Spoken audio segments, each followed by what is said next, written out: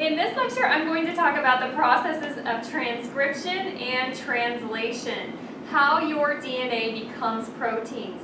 Remember, that's the whole purpose of your DNA. Your DNA is the recipe for how to make a protein, how to assemble that protein. Put this amino acid first, this one second, and so on. And remember that this all starts in the nucleus. That DNA never leaves the nucleus. So in the nucleus of a eukaryotic cell, that DNA goes through transcription to become messenger RNA. And it's that messenger RNA that leaves the nucleus and goes through translation on the ribosomes to become a protein. And we're going to talk in a little more detail about those two processes. So this first one, transcription, takes place in the nucleus, and then the translation takes place, of course, on the ribosomes. So really, we have an intermediate between DNA and protein. We don't just go directly from our DNA to making a protein. This is a good plan. Why? Number one, that DNA is protected in the nucleus. Our one master recipe for how to assemble that protein is safe in the nucleus, protected from the cytoplasm, all the chemistry going on out here. The second thing is, if every single time we needed to make a protein, we only had one copy of the recipe, and we have all these chefs out here, all these ribosomes, and they're only getting one recipe at a time, that's very much a waste of time. It would take forever to make enough enzyme, let's use enzymes as our example. It would take forever to make enough enzymes to carry out a chemical reaction in the cell. We need to make a lot of protein sometimes very quickly. And this allows us to do that because you can make thousands of these messenger RNA from this one DNA recipe and send those out to thousands of ribosomes and make a lot of protein very quickly. Let's talk real quickly about the major differences between copying the DNA to make a piece of messenger RNA versus DNA replication. First of all, remember in DNA replication, we copied that DNA in its entirety. All 23 pairs of chromosomes were copied, so they could be divided into two separate cells. Now what we're doing instead is we're only copying one region of the DNA. So if this was one of our chromosomes all stretched out, we're only going to copy the region of DNA called a gene. And that gene is a region of DNA that codes for one protein.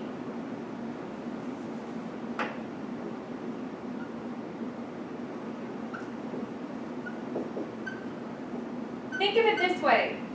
If you have a recipe book with thousands of recipes, and you only want to make a quiche, you are not going to start at the very beginning and make every single recipe in that entire recipe book, one of which would be quiche. You only want to cook the one recipe. The same thing here. We only want to make a piece of messenger RNA that represents this one protein because we're only wanting to make one protein. So that is one major difference, is rather than copying all the DNA, we're only going to make a piece of messenger RNA that represents one gene. The second way it's different is that this is happening continuously in the cell. How many times did we replicate the DNA in its entirety? Only once, during the S phase of the cell cycle. This, on the other hand, is happening all the time. When a cell is doing its cell job, it needs to make a lot of protein. And that's what is happening continuously in the cell. So that's a big difference too. So let's look a little bit more at the details, first of all, of transcription. A couple of things you need to know. One is a reminder about RNA structure. So RNA structure is similar to DNA structure in that it's a string of nucleotides. We have ribose, we have a base, and then we have a phosphate group. This base can be one of four bases. It can be adenine, guanine, cytosine, and uracil. We represent that by just the first letter of the base, A, G, C, and U. This list should look familiar, with the exception of one base. 3 of these are the same in DNA. This last one, uracil, is the only one that's different. So in RNA, these are our 4 bases. In DNA, remember, we have A, G, C, and T. There is also a complementary base pairing that occurs here, because what's going to happen is we're going to make a piece of messenger RNA that is complementary to the DNA strand. In other words, if we're reading this DNA strand, this would be the complementary messenger RNA strand. What base was complementary to A when we were copying the DNA? Remember, it was T, thymine. But in RNA, we don't have thymine. Instead, we have uracil. So complementary to adenine is uracil. So A will get copied as U on the messenger RNA. G will be C. That's the same as what happens with DNA. C is G. That's the same also. And T becomes A. So that piece of messenger RNA isn't an exact copy, it is complementary. So during this transcription, this messenger RNA that gets produced is complementary to the DNA strand. Here's what else is significant. When we copied the DNA in its entirety, remember that we read both sides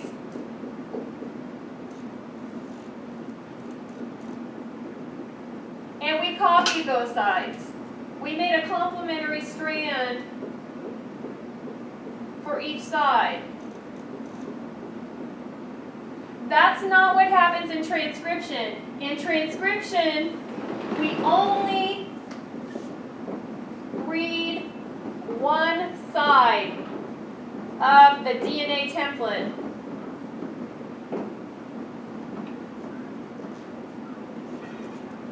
So we're only making a piece of messenger RNA that is complementary to one side of that DNA strand, not both sides. And that piece of messenger RNA is not going to attach like this complementary strand of DNA does. It's going to feed off separately and leave the nucleus to go out to a ribosome to assemble that protein. Let's look at an example of this happening. This is a very generalized example, but what's going to happen is we're going to have a region of DNA that a certain enzyme recognizes as the start of a gene. The start of that gene is going to be indicated by a region of DNA called the promoter sequence. That promoter sequence indicates that that's the start of a gene. And then a very important enzyme comes in and starts reading one side of that DNA strand to make a complementary strand of messenger RNA. It's going to assemble a strand of nucleotides that are complementary to the DNA strand. That enzyme is called RNA polymerase. Remember that DNA polymerase is what assembled the DNA polymer. Now RNA polymerase is going to assemble the RNA polymer. It's going to make that piece of messenger RNA that is complementary to one side of the DNA. So let's just look real quickly at this example. There's going to be a promoter sequence. The RNA polymerase comes in and it's going to start reading one side. It's going to read the 3' to 5' side. And it's going to assemble a piece of messenger RNA that's complementary. So looking again at our complementary bases, if there's an A on the DNA, what's the complementary base on the messenger RNA? It would be U. That C becomes a G, the other C, G, A becomes U, U, U, C becomes G, G, G becomes C, skipping all the way down here, T becomes A. So we assemble a piece of messenger RNA that is complementary to the piece of DNA that represents one gene. So the key player here is RNA polymerase. There is going to be a start signal and a stop signal in assembling this piece of RNA. It's also important to realize that messenger RNA is really only one type of RNA. There are several more, two of which you need to know about in this course. So when we're looking at RNA, you now know a little bit about messenger RNA, mRNA. M stands for messenger. You also need to know something about tRNA and rRNA. R stands for ribosomal, and this is a major component of the ribosome that we're going to talk about when we discuss protein translation in a minute. And then tRNA, this means transfer RNA. Transfer RNA is going to play a very important role as well. So looking at this DNA sequence, again, we're going to make a complementary strand of messenger RNA. And really, this piece of messenger RNA should look like the other side of the DNA. The only difference is anywhere there's a T, it's a U now. So this looks exactly like the complementary strand of DNA, except thymine is replaced with uracil. Once this messenger RNA is assembled, it goes to the cytoplasm, and that's when we start the process of translation. Protein translation. How do we translate that messenger RNA into an amino acid sequence? A couple of important terms to know. 3 bases in a row on the messenger RNA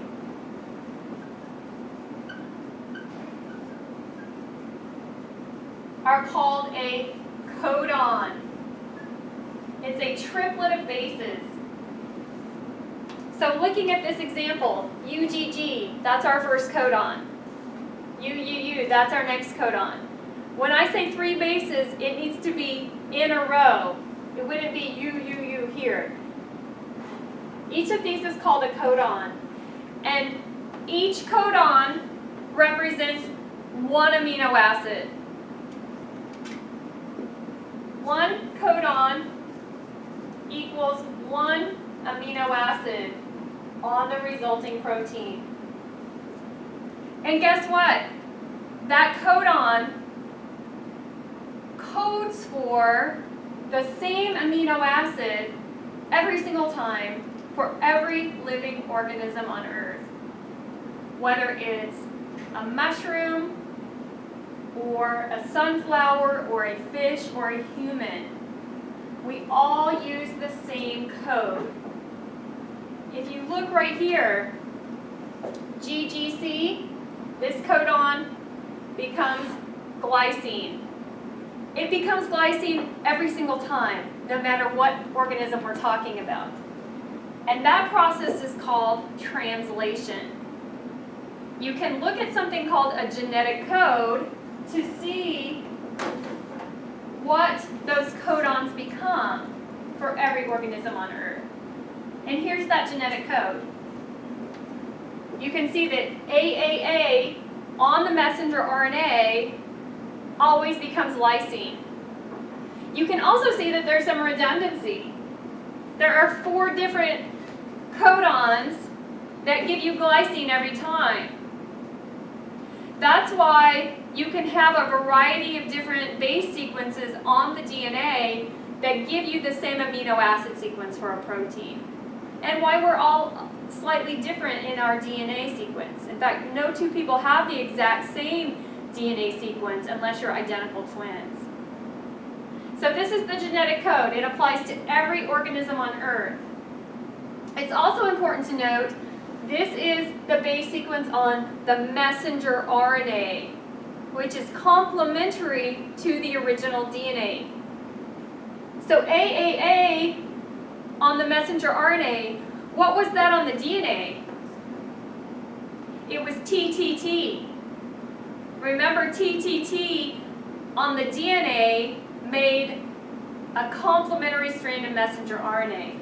And now when that gets read by the ribosome, it says, put a lysine here. How does that all happen? How do we go from a codon on the messenger RNA to having this chain of amino acids, the polypeptide chain? Well, for that we need to look a little more closely at a ribosome. This is transcription. You don't need to know this level of detail, so I'm trying to skip forward. There we go. That's what I want to show you. Okay, so this is a piece of messenger RNA, and this is inside a ribosome. This triplet of bases on the messenger RNA is called a codon. This is going to dock in the ribosome, and these molecules are going to bring in the correct amino acid, and then it's going to move forward, and we're going to bring in another one, and then it'll move forward, and we'll bring in another one, and this chain of amino acids starts growing. So we're talking about the process of protein translation.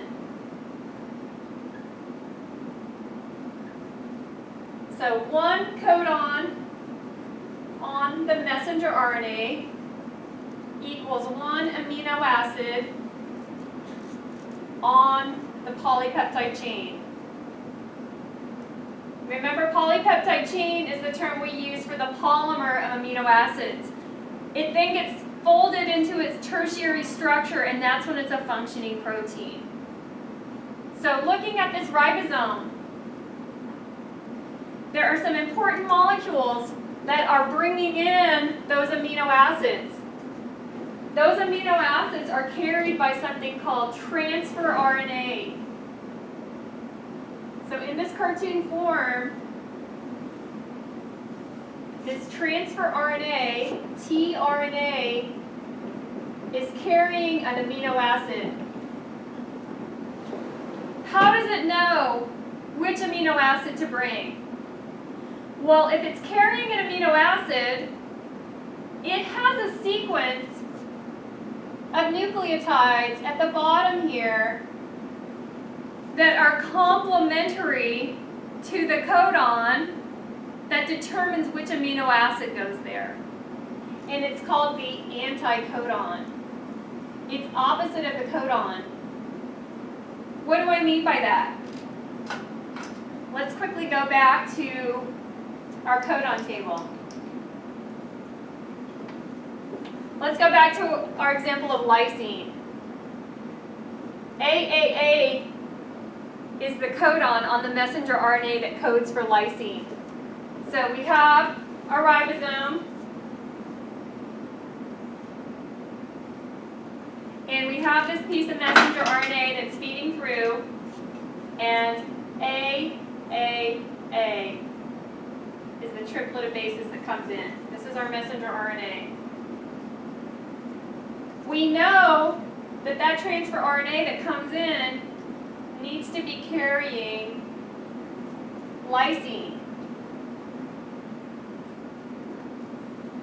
How does this one carrying lysine know that this is where it docks to bring in that amino acid to the growing polypeptide chain? It knows that because this transfer RNA has an anticodon that's complementary to this codon. What's complementary to AAA? What's the complementary base to A on messenger RNA? Or on any RNA, what is the complementary base to A? It's U.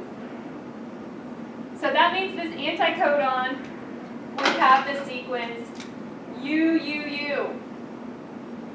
If it has the sequence UUU, UUU is complementary, and it knows to bring that glycine into this spot and link it to that growing polypeptide chain. So transfer RNA has an anticodon that is complementary to the codon. So going back to this picture, here we see the anticodon. This would be UUU, and the anticodon's AAA. This guy who's about to come in and dock with the glycine, GGC, so the anticodon would be CCG. And that transfer RNA is carrying the amino acid that is coded for by GGC, which is glycine. And that's how translation works in the simplest form. There is a start sequence and there is a stop sequence on the messenger RNA. Let's go back again to our codon table so we can see that. AUG is always the start. Sometimes that gets edited out, but it's always the start. You can see there are 3 possible stop symbols. Not symbols, but stop codons. Okay, let's do an example. Let's put that codon table to use. I'm going to give an imaginary DNA sequence. We're going to transcribe a piece of messenger RNA, and then we're going to translate that into a protein. Obviously, in reality, this would be thousands of bases long.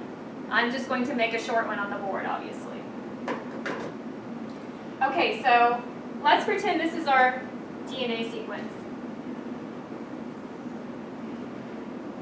And again, there's DNA before this, there's DNA after this. We're just looking at one gene on the DNA. One little piece of that whole strand of DNA that codes for one protein.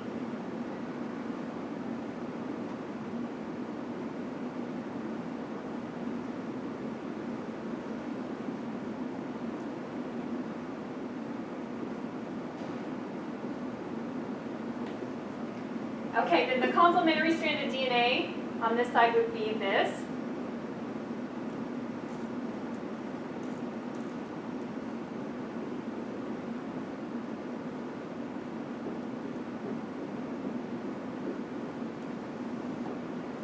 Okay, remember that we have a region up here called the promoter sequence that indicates it's the start of a gene. And RNA polymerase is going to come in, and it's only going to read one side. And it's going to start making a piece of messenger RNA that is complementary to the one side of the DNA. The only difference is we don't have thymine anymore, we have uracil. So it's going to look very much like this side of the DNA, except that it's not going to have T. So anywhere there's a T, there's going to be an A,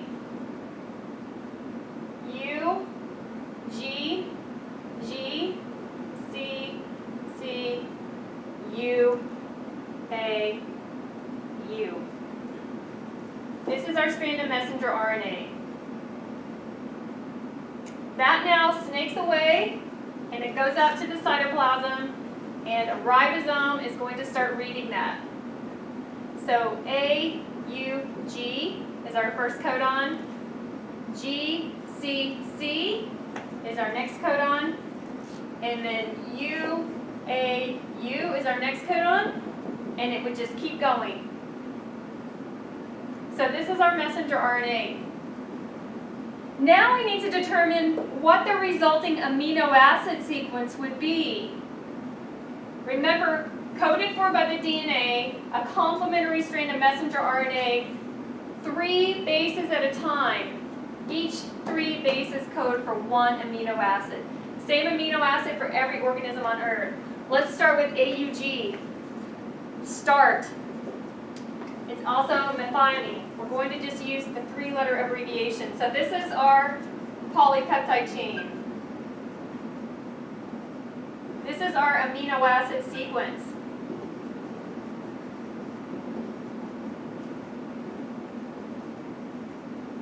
Amino acid sequence of our polypeptide chain. First amino acid in our chain, met. Next one, GCC. So we go GCC. Alanine.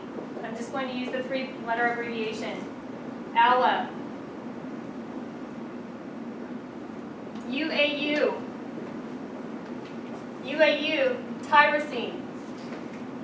TYR. And so on. We would eventually get to one of those 3 stop signals. So eventually we would need UAA or something similar to say stop. Stop adding amino acids to this growing polypeptide chain. That is the end. So that is how a DNA sequence becomes messenger RNA and then becomes the amino acid sequence of our polypeptide chain. I want to show you a quick slide of what happens when something goes wrong. Let's say that we have just 1 base on the DNA that's different. So here we have a T instead of a C. What's going to happen is now on the messenger RNA, we have an A instead of a G, and that results in a different amino acid. Instead of glycine here, we have serine here. This has the wrong amino acid sequence. That protein is not going to fold correctly. It is not going to have the same structure, and therefore it will not have the same function. Just 1 base being wrong on the DNA can be devastating. It can cause a condition in which a very critical protein doesn't function correctly, and that individual can die or can be very, very sick as a consequence. I want to show you a quick video clip of transcription and translation, similar to the DNA replication video you watched. It's from the same PBS video. It happens very quick, but I just want to show you this whole thing in action because, again, on the board it's just a static, flat process, but it's actually happening continuously all day long in your cells, so it's a very important process to understand.